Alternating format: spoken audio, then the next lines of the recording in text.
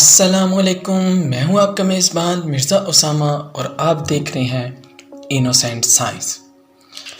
عزیز مند دوستو، cold drink کا استعمال کسی بھی دعوت وغیرہ کے کھانے کا لازمی جز بن چکا ہے۔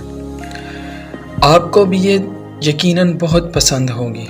اس کولڈ ڈرنک کو لے کر بہت سے لوگوں میں بہت سی غلط فہمیاں پائی جاتی ہیں۔ لوگوں کی اکثریت یہ سمجھتی ہے کہ یہ کھانا ہضم کرنے میں مدد کرتی ہے۔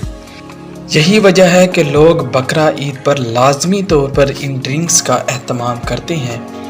آئیے اس کا جائزہ لیتے ہیں کہ اس میں کتنی حقیقت ہے، کیا یہ واقعی کھانا ہضم کرنے میں مددگار ثابت ہو سکتی ہیں یا نہیں۔ تو چلیے چلتے ہیں اپنی آج کی ویڈیو کی جانب۔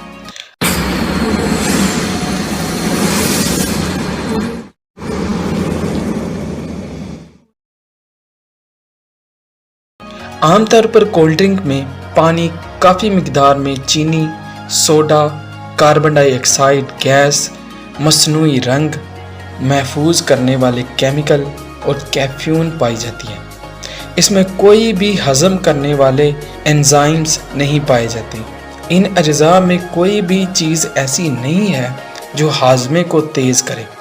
ہاں، اس کی کافی سارے نقصانات ضرور ہوتے ہیں، جیسا کہ دانت کے سخت غلاف اس سے ٹوٹ پھوٹ کا شکار ہوتے ہیں، سینے کی جلن کے مرض کی تکلیف اس سے بڑھ سکتی ہے، زیادہ مقدار میں چینی موٹاپے کی ایک بڑی وجہ ہو سکتی ہے، یہ ہڈیوں کی کمزوری کا باعث بن سکتی ہے۔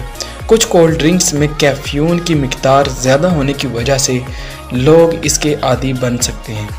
ایک چیز جس کی وجہ سے لوگ شاید اسے ہاضمے میں مددگار سمجھتے ہیں وہ ہے کہ اس میں کاربن ڈائی آکسائڈ گیس۔ اسے جب ڈرنک میں ڈالا جاتا ہے تو یہ مائع ہوتی ہے، یعنی لیکوڈ فارم میں ہوتی ہے، لیکن جسم کے درجہ حرارت پر یہ گیس بن جاتی ہے، جس سے اس کے پینے والے کو ڈکار آتا ہے، جس کو وہ یہ سمجھتا ہے کہ اس نے کھانا ہضم کر دیا ہے۔ حالانکہ یہ محض خوش فہمی ہی ہے، حقیقت اس کے برعکس ہے۔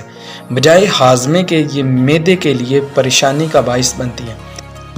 اگر آپ لذیذ کھانے سے لطف اندوز ہونے کے لیے مزید ان کولڈ ڈرنکس کا استعمال کرتے ہیں تو یہ الگ بات ہے، لیکن اس کے صحت پر ہونے والے اثرات کو بھی مد نظر رکھنا ضروری ہے۔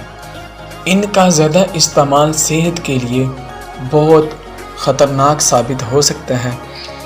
ان کے استعمال سے پہلے آپ اس کے ہونے والے نقصانات کے بارے میں ضرور سوچیے گا۔